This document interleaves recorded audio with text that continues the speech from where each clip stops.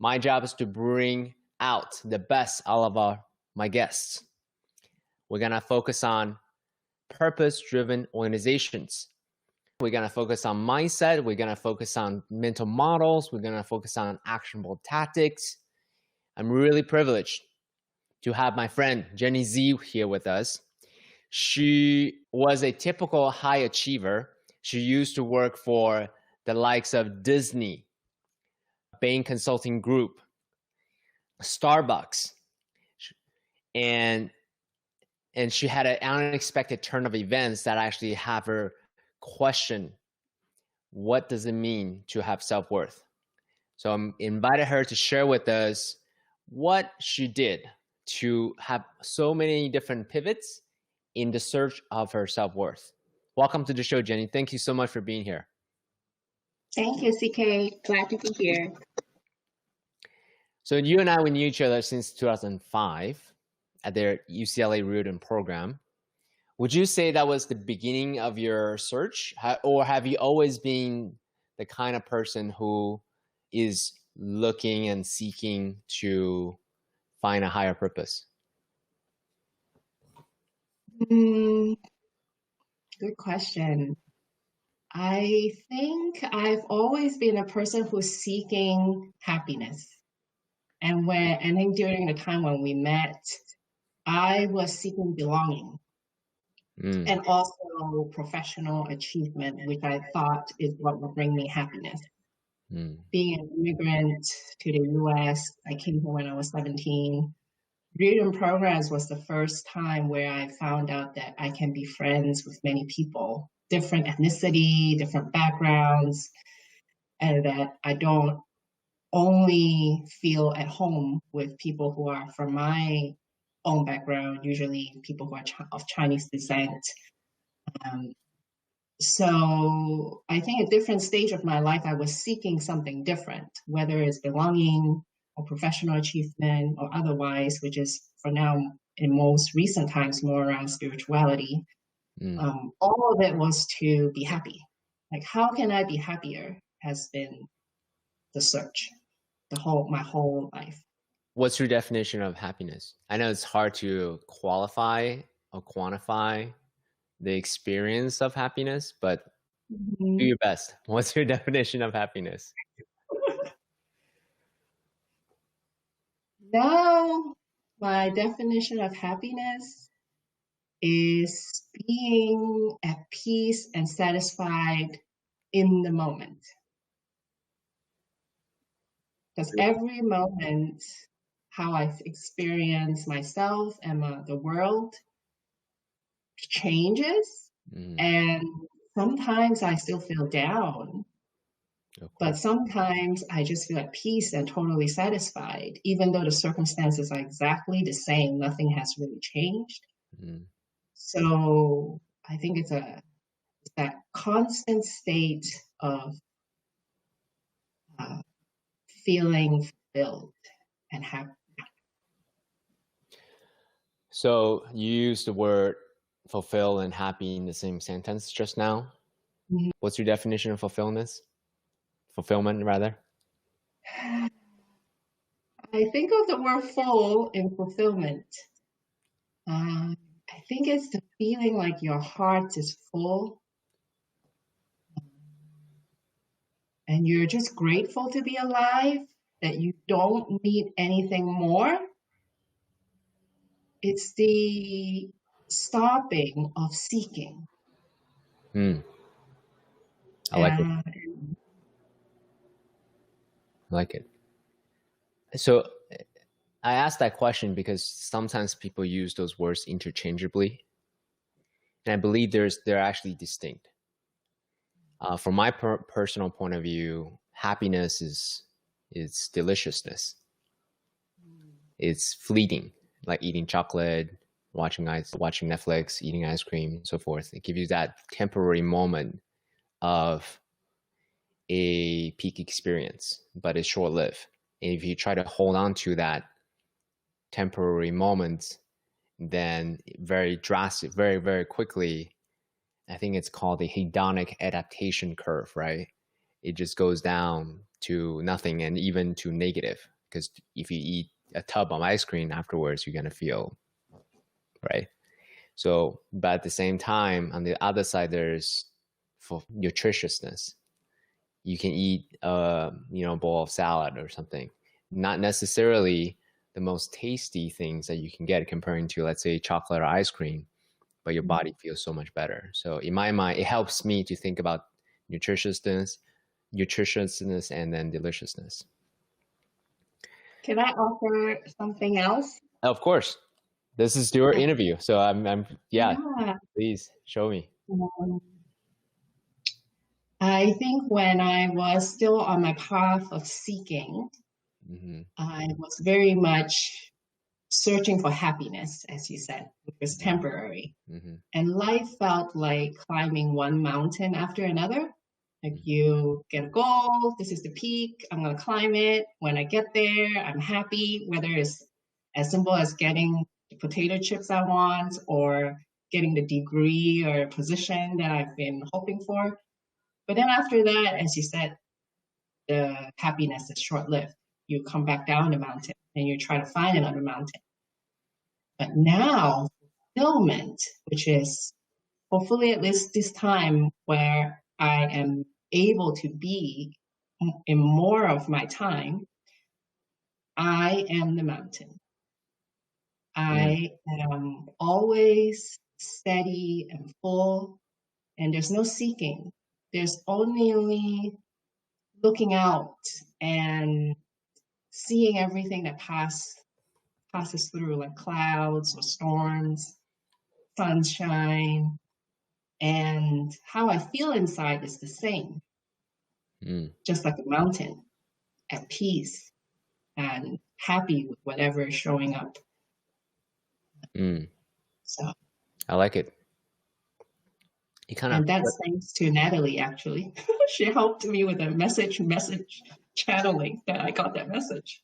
So it actually flips the worldview from someone who's climbing different mountains to I am the mountain, and the weather, the river, the ocean are just happening around me, but the mountain stays the same and steady and center and grounded. Is that accurate? Yeah.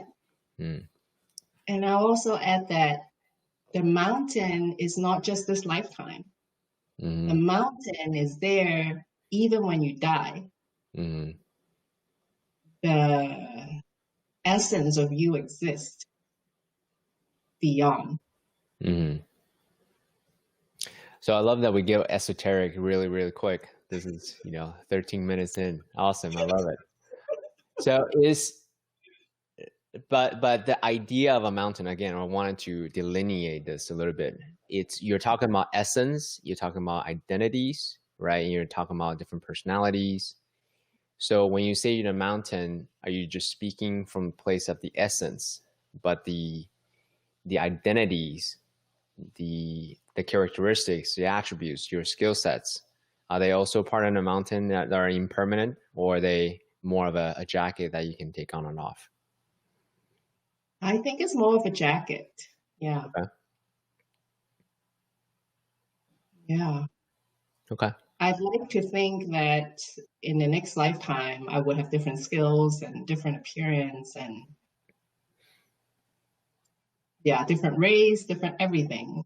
May not even be human. I don't know. But so yeah, more like a jacket. So I want to bring it to more tactically.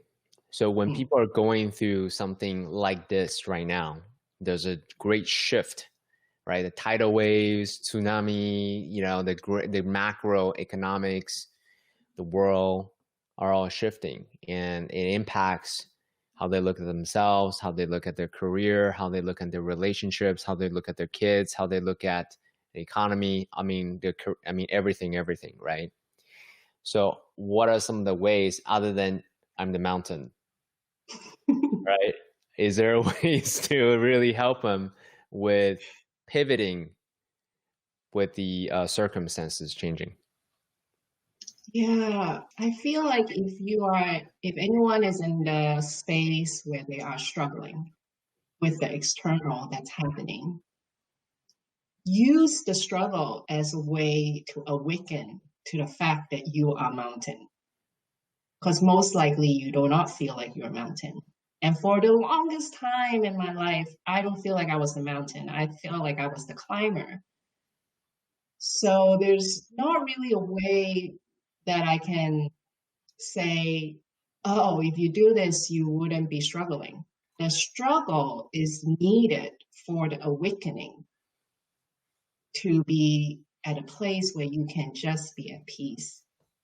So that's one thing. Like there's no shortcut to elevate your suffering. You have to go through it and you have to find your way. And there are many guides. Once you are ready and willing to seek for your salvation, you will find the guides. The universe will help you. The mindset's always everything is happening for me, then everything is happening to me.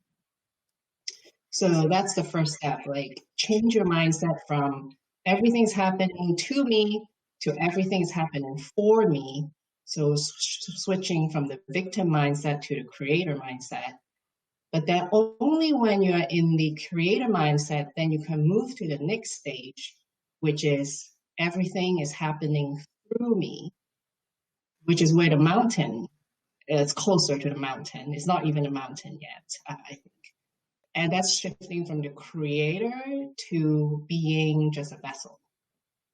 So that's number 2 point. There's a number 3 point, but now it escaped me. So maybe it's not meant to be said. It's okay.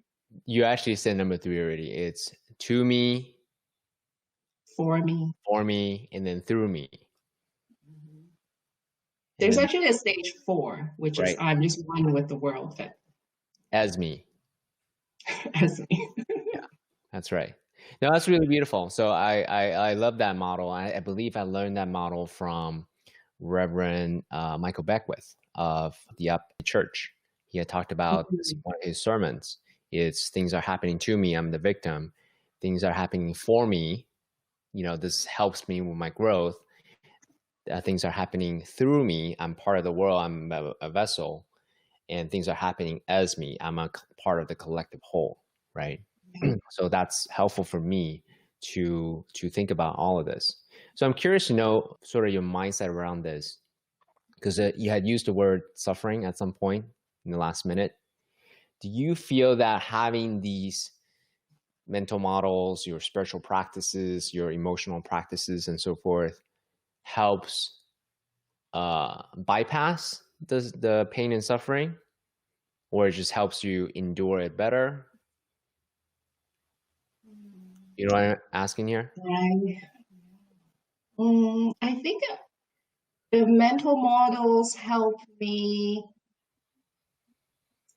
process whatever experience is happening for me at that moment. And if I'm feeling stuck and energy is not moving, you know, I've borrowed something that we've talked about, the David Hawkins model, to see, okay, where am I on this scale? You know, the model kind of describe all these emotions and where are you in your vibration.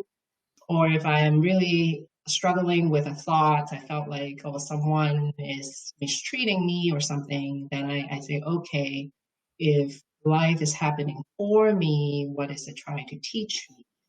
If life is happening through me, you know, what is it trying to do for me and for the other person at this time? And it's just using it as a way to gain more wisdom and insight. Yeah. The way I see it for me is we're going to go through an emotional roller coaster ride anyway. My younger days, I thought emotions are bad. Let me just suppress it and ignore it and deny it all I can. And these days, it's more about embracing all of it, right? So for me, these mental models really helps me notice whenever I do get stuck, how can I move it? Because ultimately, for me, emotion is defined as energy in motion. How do I be in motion? Yeah. So with all of this, you had said earlier, the through line, everything that you do is the pursuit of being happy. So is it still pursuing being happy, or is it more of a just experiencing Mm. happiness as it is in and then find happiness in each moment right now? I think what makes me happy has shifted as I search for happiness. So now I would, I guess I'm still always hoping that I would be feeling good. I think I still have those moments. But when I do feel bad, it's so much easier to go into the mountain space and be at peace with the negative emotions that come up. It'll be easier to see them as storms instead of I am in being rained on or being attacked by the lightning. It's easier to observe the storm and not be identified with the storm. Yeah. This practice that you have taken on, we call metacognition, right? So the ability to really observe the experience rather than just be the experience as part of your meditation practice. And then you can identify that you're not your thoughts, you're not your feelings, but you are the observer watching it all. Is there any specific kind of meditation that you practice to really help you practice the skill of metacognition? It is just getting into the habit of meditating, ideally an hour a day, for long periods of time, for years. I think it's the consistency that helps. You and I both did Vipassana, the 10-day meditation retreat. That I've was done very, that. very painful. I have done that 2 times and served 1 time. And I think that really solidified my practice so that Mm. I'm not afraid to meditate. I know I can sit for 10 hours if I need to, and I'm not afraid to do it. So I think a lot of people have a fear of meditating, and that's how I started out. So the first step is just to conquer your fear of meditation. Um, Conquer. That's the yeah. word that I wouldn't actually see you, Jennie Sze, use so much. And I'm being facetious with you a little bit because to me, I'm very much a warrior mentality, right? Leaning to discomfort and charge and get into the battling mode, so to speak. And for me, it actually takes effort to surrender and go with flow and so forth. And I'm learning, right, throughout. And for you, the way I view you is you're much at ease with surrendering and flow. And I rarely hear you use words like conquer and and then kill it or something like that. So I just wanted to. So would you concur with my observation of your temperament and energy level? Yeah, I think so. I read the book, The Surrender Experiment, maybe 5 years, 6 years ago. Uh, it's one of the books that really helped me shift my mental model to surrender. David Hawkins, too, we've talked about. He wrote The Power versus Force, which was very impactful for me, but he also wrote the book Letting Go. And letting go is very similar to surrender. So I think by reading those types of books and learning from teachers like that really helped me get in a space of uh, being the mountain, letting things happen instead of trying to make something happen. When you talk about the conquering meditation, uh, it's interesting. I think in order to get to surrender, though, maybe there is a journey, and the journey does require some determination and persistence, which is like conquering. I see. I see. So that's Yeah, the connotation. the determination aspect of it. Yeah. Yeah. It's like you need to be determined to surrender almost, right? Like when you meditate, all these bad sensations, when they come up, you know, can you surrender to it and let it just be? And you're not trying to conquer the sensation. You're not trying to make them go away. You're surrendering to the discomfort with determination. And then you conquer your resistance to meditating. Yeah. It's almost paradoxical, right? Determined to surrender. Yeah. But I think people can kind of pick on those words, but to me, life is full of paradoxes all over the place. And then that's why I love using the yin yang sign a lot on this podcast to illustrate. And with everything, there are two sides. There's no just one side of something. There's not just masculine. There's not just feminine. There's not just the positive. There's not just the negative. Everything comes in two sides. And then how do we find the equilibrium, the harmonious point in between the polarity? To me, that's the art of being fulfilled. That's the art of being human. So thank you for Yeah. that. I myself was learning the difference between the yin and yang and how to find their perfect balance. I think this conversation is very insightful for me because I haven't really thought deeply about how the masculinity works in the surrendering, which seems to be on the feminine side. So thank you for the insight. Yeah, you're welcome. I mean, part of my understanding now is because you have mentioned perfect harmony, and really is a flow. It's ever present. In this moment, finding harmony. The next moment, I'm finding the next moment of harmony. So it's not a static, I have arrived to perfection and Yeah. I can now rest. I mean, the egoic might want that, but ultimately, just it's fantasy from my point of view. Anyway, I've yet to meet a person who is, I have arrived. To me, when someone tells me I have arrived, right away, I'm like, no, you don't. For sure, you haven't arrived. Like, for sure, guarantee. Yeah.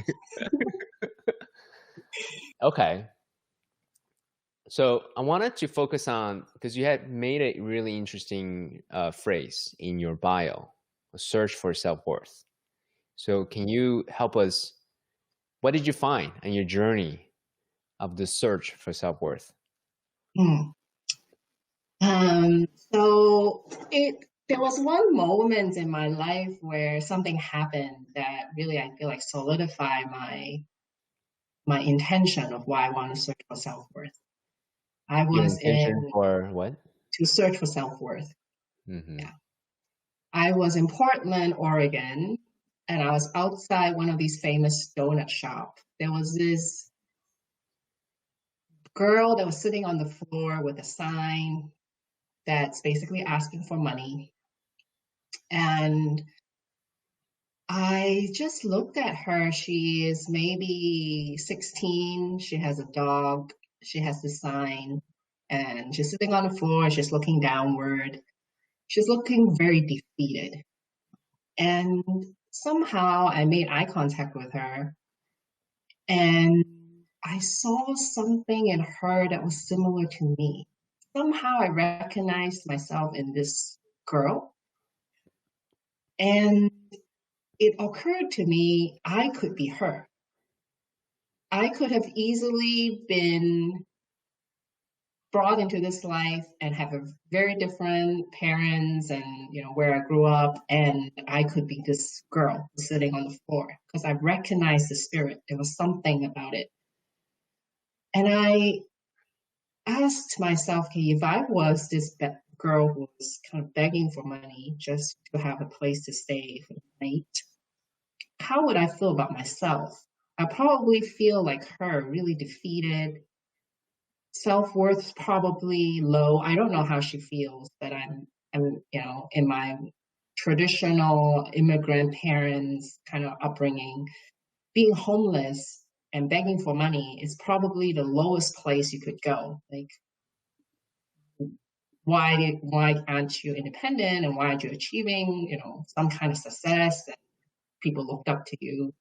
Instead, you're a homeless person. And that was the moment when I felt like, if my self-worth is so tied up in my achievement and my stability, who am I to my friends, all of these things, and I lost it all, but I'm still feeling the same inside, just like this girl,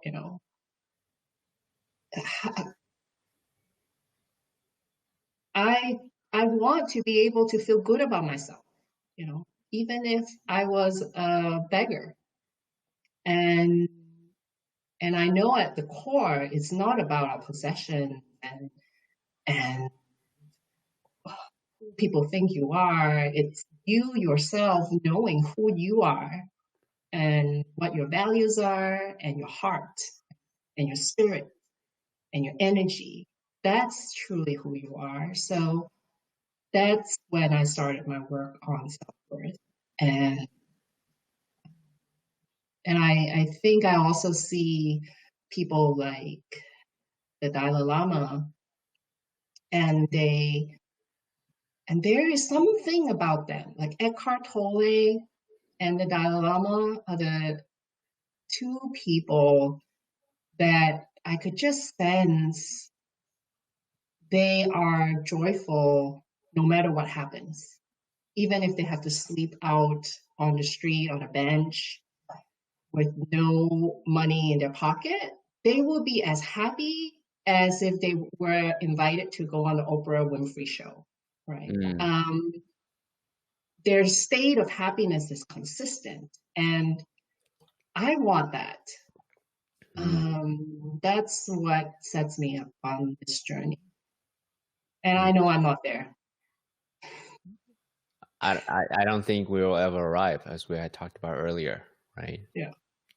The way I see this is just like very, very similar to just going to the gym. Maybe in the beginning, the first time you can lift like 20 pounds, but after consistent determination, practice, and then maybe at some point you'll be able to lift 500 pounds, right? And then with coaching, right? All of that. So in my mind, they have been practicing the practice of being joyful. So now they have this power of having this robustness in spite of whatever happening, whether it's me going to the Oprah Winfrey show or sleeping on the bench in the park in the rain. They can continue to be that. At least that's the way I see this. It's a practice, because I don't believe that they're human beings too, right? They experience all kinds of emotions and all kinds of thoughts, and in my mind, they just don't let those things impact their commitment. So that's the way I see it. And so I'm curious, from your point of view, what may be some of the practices for you that's been pivotal to, because you said you saw that girl, Portland, 5 years ago, right? In your search for self-worth. So what are some of the tactical things that you have practiced to help you stay in that state of joyfulness? Meditation is one of them. And other than that, I can't say I can recommend more things. I mean, there's the general things that people say, oh, go out in nature or read, guidance from different books on spirituality. But I feel like everyone's path is different. So I am not sure how people can get to the joyful place. But I know I also want to be helpful. I think the first challenge I had to go through is letting go of pride. And this, again, I'm following David Hawkins' power versus force model. If pride is your main motivation for everything you do, which is basically wanting to feel good about yourself. You want to feel proud of yourself. You want other people to feel proud of you. You are operating from the pride area. And so you are not going to get to joy through pride permanently because you will still be climbing mountains. Um, so one of the practice I think is really questioning myself, everything that I do in life, what is motivating me to do those things? Is it because I want other people to be proud of me? Is it because I want proud of myself? And if that's the main motivation, you gotta work on how do you let that go and search for doing something that you are going to do just because you enjoy it Mm. and the journey is worth it. The outcome doesn't really matter. Mm. And your self-esteem is not going to be totally destroyed if you fail. Mm. Um, you got to question where motivation is coming from. Mm. But then usually after pride, the next stage is courage. So what is something that I care about so much, and I know I have an inner knowing that I care about this thing sincerely, not out of pride, but just because I care. Mm. And I'm going to take action on it and be courageous, even if it feels scary to me. Mm. And I'm doing it really because I care about, yeah, it doesn't matter the outcome because the effort is what's bringing me happiness because I know I'm doing something about it. Mm. Um, yeah, so I think that is important uh, practice to really look at everything that you're doing in life and like, what is motivating me to do this thing. I want to again bring back to practicality a bit. So first, I relate to this journey. I was watching recently Taylor Swift's documentary, Miss Americana. Have you watched it? You I have. haven't, but I know the premise of the story. So she essentially walked through the hero's journey. She had shared about in the beginning. It was becoming. She wrote everything. A huge part of it was to get validation from her fans. And if she didn't get the validation that she wanted, she was crushed. So recognizing that, she had to take a couple of years off. And then in those hiatus times, that's when she really discovered her original love for music again. The documentary didn't make it explicit, but from my third-party perspective, watching the joy that she get from writing and creating, that's when her true essence shine. And then as long as she can hold on to that, that's her why, that's her North Star, then I think she can become more and more robust in the way that she develop herself as a human being, right? So going back to my intention of making it more practical, if you're an entrepreneur, if you have a business, if you have a family to care for, it's very challenging, shall we say, to not just lean into what our hearts desire at the same time, because you do have people who depend on you, right? So how do you have any recommendation for them to balance this desire to lean into one's authenticity, our true essence, and at the same time still take care of things in the physical realm? Yeah. Because you actually took that journey. You went from being the top, right? BCG, Disney, Starbucks executive, the number one business school in the world, right? Wharton School. So this is not just like, oh yeah, I wanted to do something, I do it. You were very intentional in the achievement ladder, and you were very, very high in that way, but you made a very conscious choice to not do that. So talk to us about that transition. How were you going this way and say, no, I'm going to go the other way? I can say I can't take all the credit for staying on the path that I'm staying on. I think life also sometimes have to shut certain doors so that I don't get back into corporate world. Um, like this is not right for you. You got to stay on your path. You know, like I also trust the universe showing up. So I would say again, if the world is happening for me, like you got to trust that and and continue walking. So if someone who I need to support my family, I may have to make very different choices because my love for my family would and my need to provide for them is bigger than me searching for my, let's say, spiritual truth. And and I think if you are, as I said, everyone's path is different. Not everyone may need to seek the path I'm going on. It's but if but I would caution that really look at, is it really true that if you don't stay on the path that you are on, that then your family would be out on the street and they would be deeply suffering.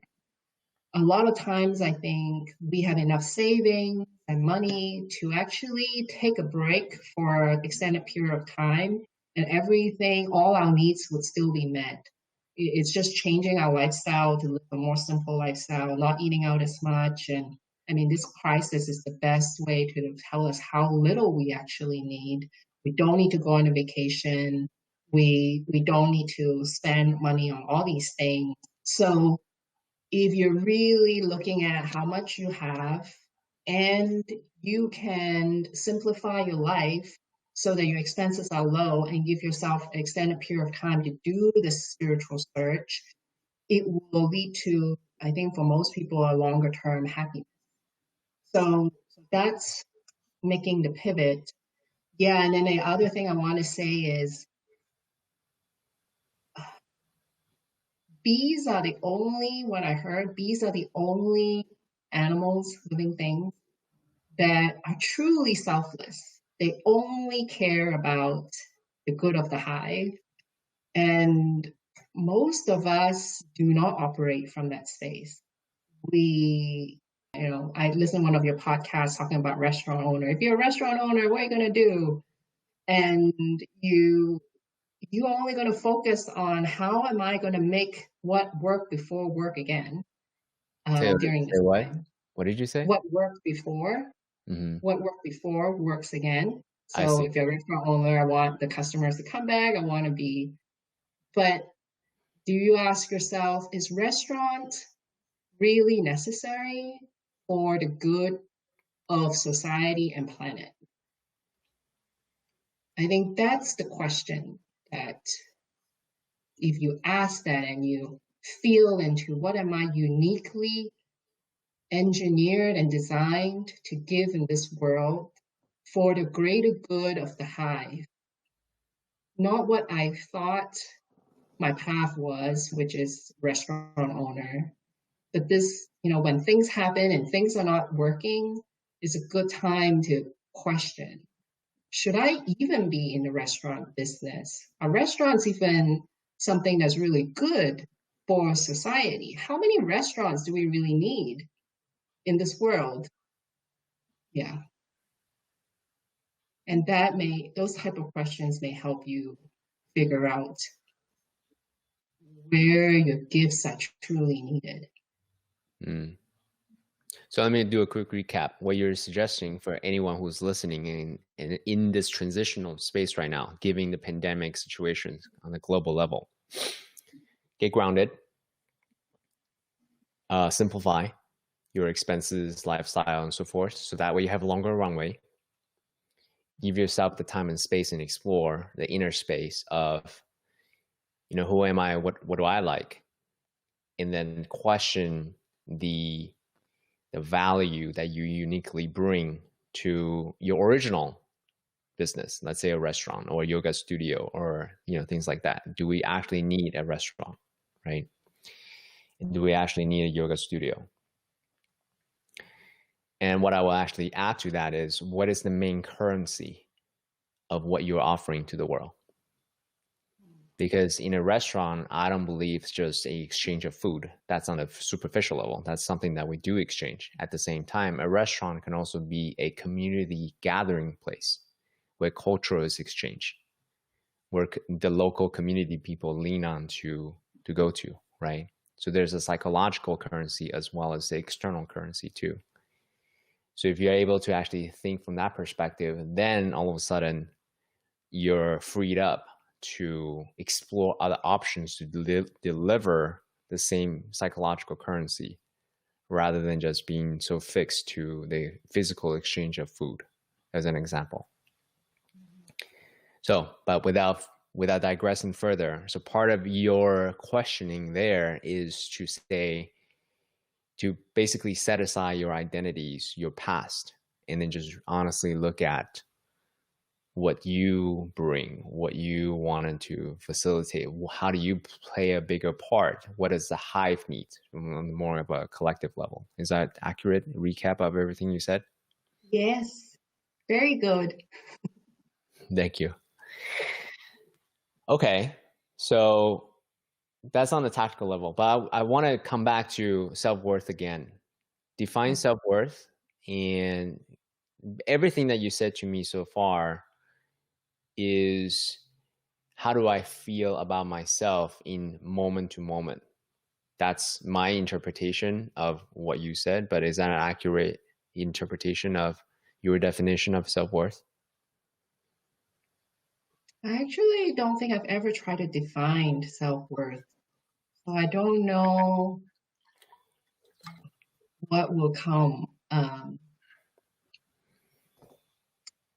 It is how I feel about myself. Yeah. And it does fluctuate moment to moment. But if you have a healthy level of self-worth, then you don't get so impacted by the external circumstances. Your self-worth becomes pretty steady no matter what storm is happening. Yeah. The So fragility, how fragile that self-worth is. Yeah. As I say, Jennie's great. Oh, the world. Jennie's terrible. Oh, it's terrible, right? So, okay. So let's talk about that for a moment. So you know me well enough. I'm pretty easygoing, right? I don't have a huge shift, pendulum swift. Oh, I'm amazing. I'm terrible. I'm amazing. I'm terrible. I'm pretty easy, even keel. Yeah. What's your preference?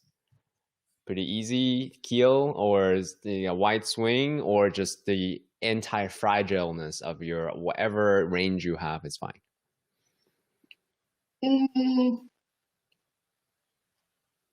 Of course, I don't think anyone wants to be on a roller coaster of high self-worth, low self-worth.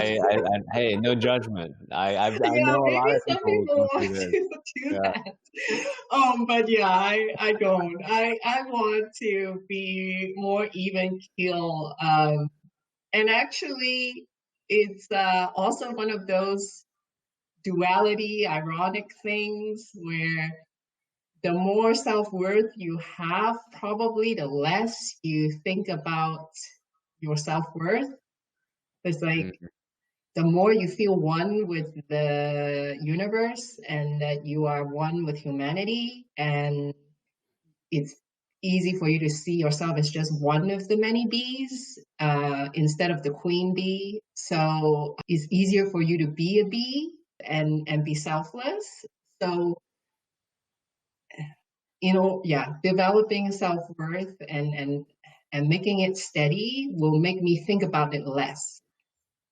And then I can just be of service, and be living in the moment even more, because I'm not always thinking about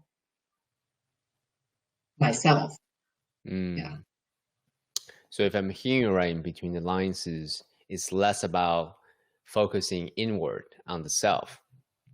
It's about focusing outwards on others. When you focus on outwards on others, then the self-importance goes towards out. So you don't worry so much about your own self-importance. Is that accurate? I think it's not totally accurate. I think it's when you are able to go inward and really work through all your demons, which is, the judge within you, the part that wants, recognition and like all these demons inside. You have to go in and be okay sitting for hours with yourself, being alone and still being able to be in a joyful place. So you have to do that and think about yourself. You have to go within first and be really selfish about that and courageous to look at your own demons. Then you will be able to come out with less ego and more at peace, and really allows you then to serve from a place where you're not serving others to build up your own ego. You're serving others just because this person is in front of you and you're like, okay, I'll help this person. It's it's not like, trying to make yourself feel better because you are able to be a like a teacher or be of service. Some people then switch their whole identity to, I need to be of service. If I'm not of service, then something's wrong with me. Mm. And that is still coming from a place of ego and pride. What, okay, that's great. What is the come from of this action I'm about to take? Is it coming from a place of, let me be of service such that I can feel better about myself? Or is it ever flowing, you overflow with gratitude and service such that, of course, it's easy? Is that what you mean? Yeah, it just like is a yeah, it's kind of like, oh, if someone shows up and I can help them, great, like, but So, yeah, go ahead. but I'll say this though, as a student of personal development myself, if you look at any kind of learning journey, in the beginning, it's very mechanical. It takes a tremendous effort to do something.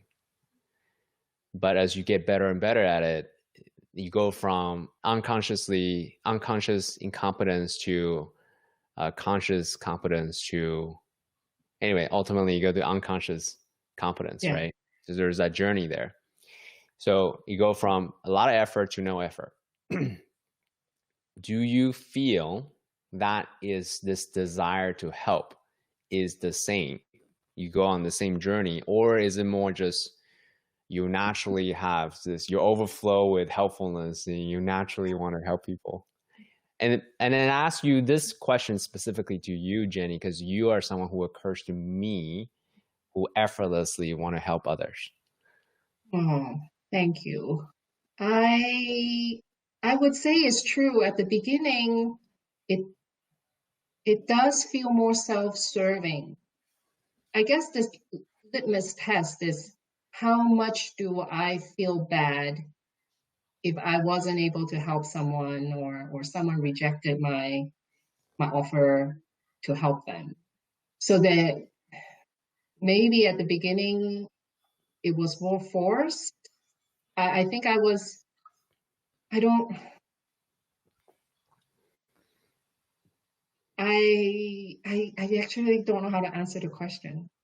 It's a really challenging question to ask. So I didn't ask from the point of view of getting an answer. It's more of an inquiry together, right? 'Cause I certainly don't have a crisp answer there myself. But the best way I can articulate is, even in just in terms of helpfulness, there's the egoic mind and there's the higher self. From my mental model, you know how I love mental models, right? So the egoic mind is self-interested. The higher self is other interested. So it does take a lot of effort for me to not be self-interested and then to be other interested. In the beginning, it does take a lot of effort. It's very much what's in it for me, but in the angle, the action is servicing others. But over time, I experience the true joy of standing for others, to seeing others transform from no possibility to possibility. So now I have a roadmap, so I can easily just say, yeah, of course, let me follow my intuition, even without knowing what the next steps are, and then just follow that. So that's my personal journey. Mm. I thought of another incident. Go ahead. So one day I was just walking down the hill to towards my co-working space, and I usually don't make any stops. I just walk directly from home to my co-working space. But that day, somehow, intuitively, right, without even thinking, I feel like I should go through this supermarket and use the restroom. And so I went in, and there's this lady standing outside the restroom already, waiting to get in. And apparently, she's been waiting for 20 minutes. So I asked the cashier about what the situation is, and he said, "Yeah, someone is in there." So I knew of another place down the road where there are restrooms. And so I said, "Okay, I'm going to head there. Do you want to come with me?" Right. And then this lady joined me. She was an Uber driver, just needing to find a place to go to the bathroom. And she was so thankful at the end. It's almost like I felt like a hero that day. I saved her bladder. And it was totally Oh my God. coincidental how everything unfolded. I had almost like nothing to do with it. Like in some ways, like I felt like a hero, but I felt like I didn't really do anything. I was just there at the right time. And that is the idea of having things come through me. It's when I'm helping, it's not I'm creating the help. Somehow, whoever shows up in my path was put there by some other universal force. And somehow, intuitively, that day I need to go to the bathroom in the supermarket. And there's so many things in life that happens that way, where I may think, oh, it would go. I'm going to have a conversation with this person, and I think it's going to go this way. But then it turned out to be something else. I think letting go of knowing how you're going to help, just being in the I don't know space, I don't know how I'm going to help, but life will show me, and being like eyes wide open, curious, and looking out for opportunities where you could help. And it's great. And at the same time, knowing that if you weren't able to help anyone that day, doesn't mean that there's anything wrong with me. It's hard. I try always to. It's easy to feel good when I help someone, but then can I also feel just as good when I didn't help someone? Yeah. Yeah, going back to that yin yang sign again, right? The yang is intentionality, the yin is surrender, and find the harmony point somewhere in the middle. Can you do both? Be Yeah. intentional about helping, be intentional about cultivating magic moments like that you described earlier. At the same time, not to be so attached to, I must have one today. Right, that may force an outcome, right? Like that. So, okay. Beautiful. One thing I actually do want to say, one of your Give Glow group members made a point to send me a message privately saying this: without Give Glow, I don't think I would ever have found a like-minded community of women. This group is nourishing on an emotional and spiritual level. Inclusivity and kindness lead the way to bring women from all walks of life together. So one thing that I do wanted to say about this journey of finding one's worth, you somehow cultivated a community of women supporting each other emotionally, spiritually, physically, mentally, all of it, right? Was it accidental, or was it somewhere in the middle of intentional and surrender? I think I have been very blessed to have a certain energy given to me that somehow makes people feel safe when they're around me. And that just attracted this unique group of women. And because I now know through all these spiritual journeys that you have introduced me to, My mission in life is to be a good friend to many. Now, when I set out to forgive Glow, I wanted it to be a community. I didn't want it to be the Jennie Sze brand. It The just, Jennie Z show? No. yeah, I just don't want that. And so I knew I wanted community, and I know I love being a good friend. And so I think with those intentions, just walking my path, this was what manifested. I didn't, when I started Gift Glow, I really had no idea what it's going to do, where it's going to go. So and when it will end, I'm also open to it the way it is now, maybe the last chapter of Gift Glow. I don't know. The whole surrender thing again, like I'm just gonna see what shows up. And I do get spiritual messages just from different places, including meditation or just signs universe sends me. So I am sure it will continue to guide me um, in where Gift Glow is gonna go. So let's hone in on that moment, because we had talked about, again, going through this transition from being grounded, getting silence, right? So that way you can receive life is happening through me. You had talked about what else? What else did we talk about? Talk about a lot of different topics, right? Essentially being open to what makes me feel good. So that way you can explore different options, right? And then now you lean into this particular opportunity. You wanted to formulate a community, in this case, Give Glow, right? People are now being attracted to your certainty, the direction that you're heading towards, your purpose, right? Being a friend to many. Talk to us about cultivating a community. Is there any selection criteria that you have? Is there any vision statement? Is there any manifesto of sorts, right? So that way people can immediately self-identify as a Give Glower.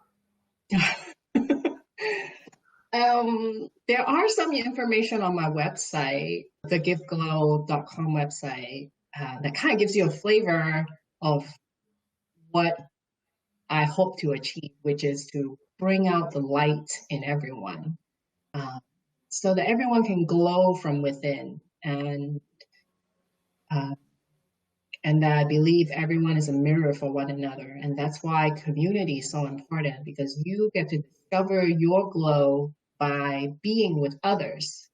You will be able to see how you bring out the light in others too.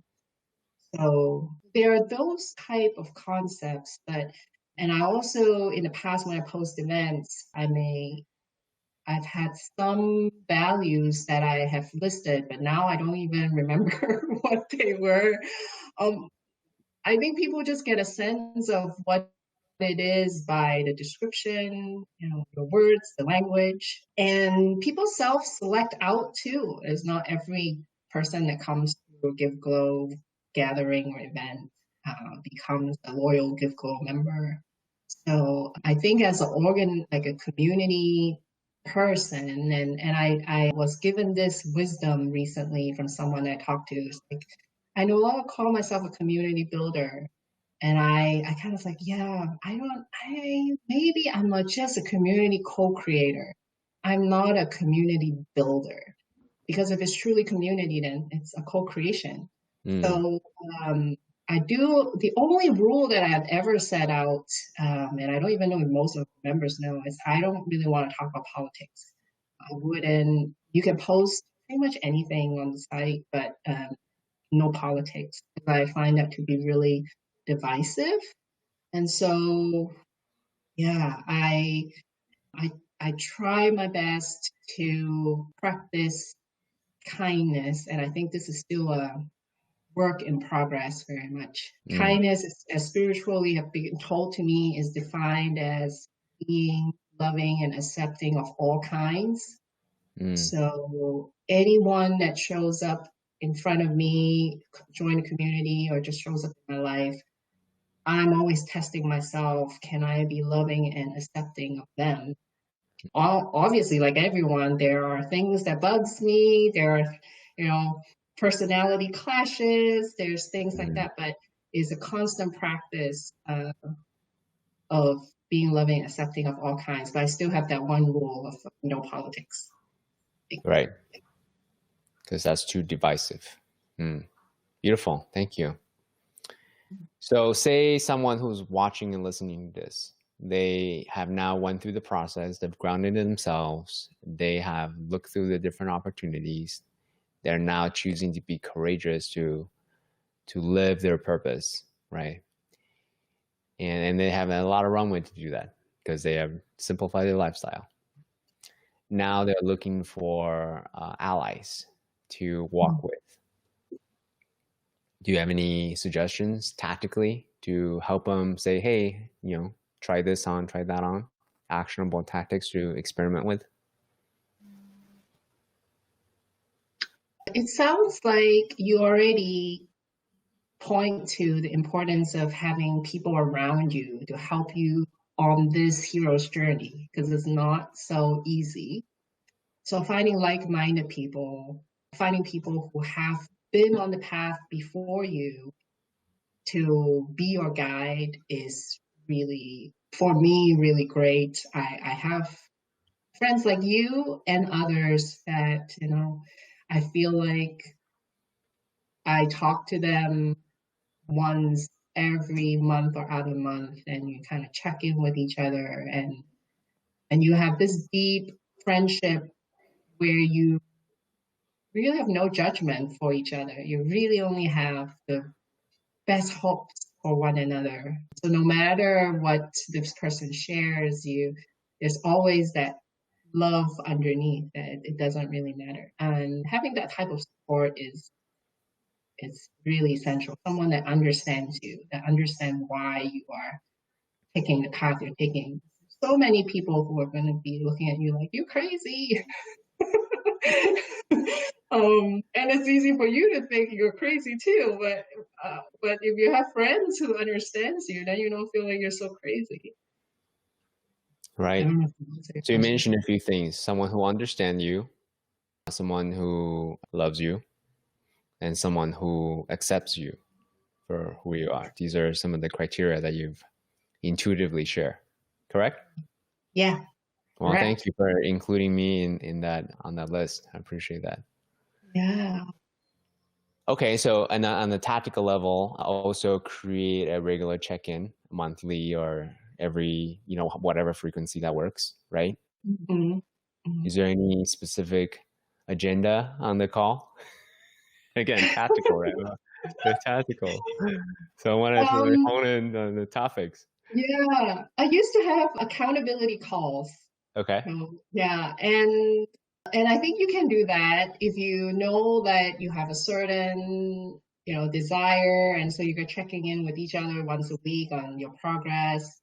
And as accountability partner, my way, more the feminine way, is not to make the other person feel bad or make yourself feel bad for not taking enough steps, but to help each other, just acknowledge that we're human and, it didn't get to what I thought I would get to this week, or just having a friend. Yeah. So, because ultimately the accountability is to yourself, not to your accountability partner.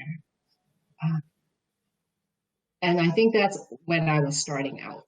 Um, Once you build up enough stability, I think, then it's then everybody can be your accountability partner. Every phone call can be can be a check-in with yourself. I love that. It's similar to when you are, we're changing analogies a little bit here. You're nurturing a sapling growing into an oak tree.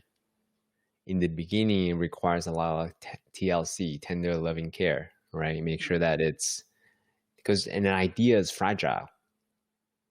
The sapling is fragile. Anything could just kill it, blow it off. So that's in the beginning. And then as you get stronger and more stable, the certainty is there and you have more allies, then you're an oak tree. Then oak tree, it's really challenging to knock it down even, right? So that way you can be more accountability, intentionality, holding them to account powerful promises and requests and so forth. Is that an accurate recap of what you share? Yeah, I think so. Okay. Beautiful. So in leaning on your journey for self-worth and your self-discovery journey, what other pivotal path or actions can you make suggestions for them to take on?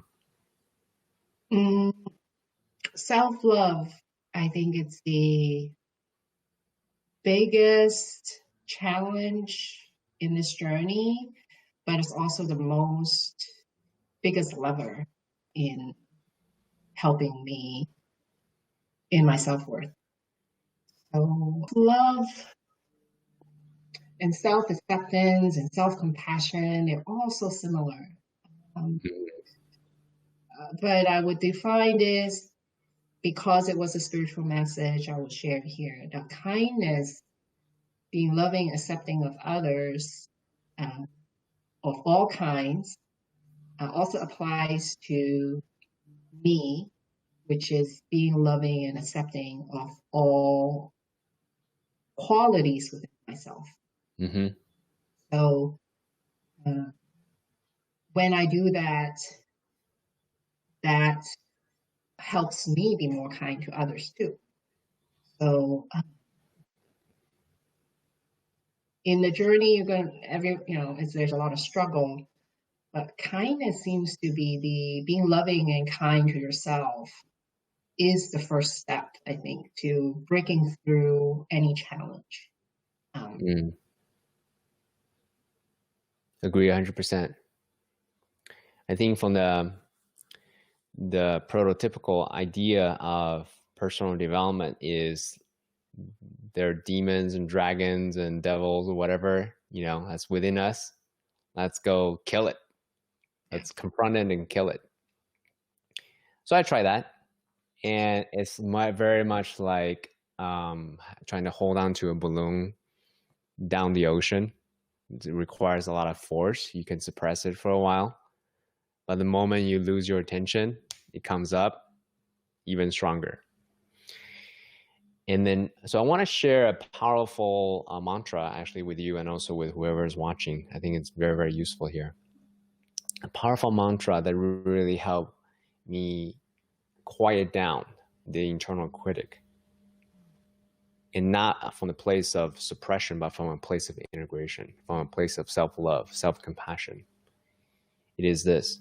So what you do is you point to yourself on your heart and say, even though whatever negative criticism that you have. So one of my podcast guests shared with me, he had an inner voice of, I'm so ugly, right? So even though I'm so ugly, I love and accept myself. And the fact that I'm so ugly, this voice in my head is there because it is a part of me. So that way, it's no longer something that's outside of you, this inner voice, this critic, but you love it no matter what because it's a part of you. So that to me is the fastest way to just get that immediate calmness. No longer there's that energy trying to escape my control of suppression and denial. So beautiful, my friend. Anything else you wanted to share before we complete? So we cover a lot of different ranges. We talked about grounding. We talked about looking for different opportunities, following your body, right? Following your intuition. We talked about finding allies. We talked about building community.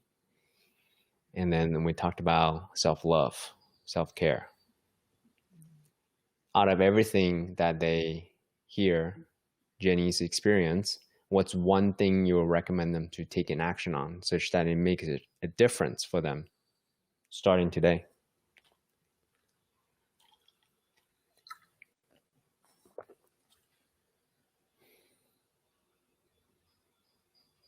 Self-love and kindness, I think, is my message.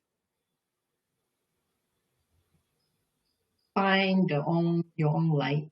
And as you said, what you resist, the shadow parts of us persist. So learn to embrace them and laugh at yourself and humor, laughing at myself, being also serious about myself are also still things I'm working on. Yeah, life doesn't have to be so serious. Well, I think a lot of times we make it too serious. The levity and kindness. Thank you. I appreciate that. Thank you, CK.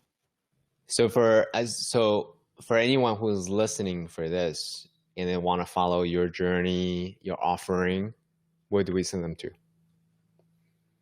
Go to giveglow.com and I just subscribe to the newsletter, and then I'll send out any events that I'm having through the newsletter. Yeah. Thank you.